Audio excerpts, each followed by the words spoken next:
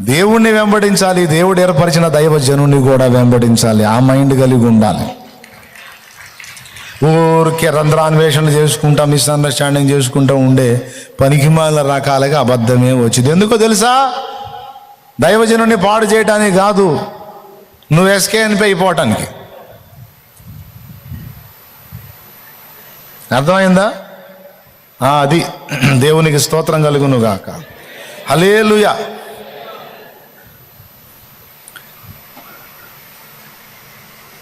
అది నేను చెప్పలా, అక్కడ ఉంది గ్రంథంలో. అబద్ధమును ప్రేమించే వాళ్ళకి, అసత్యమును ఇష్టపడే వాళ్ళకి దుర్నీతి యందు అభిలాష గల దౌర్భాగ్యులకు అబద్ధమే వెళ్ళునుగాక అంటాడట దేవుడు.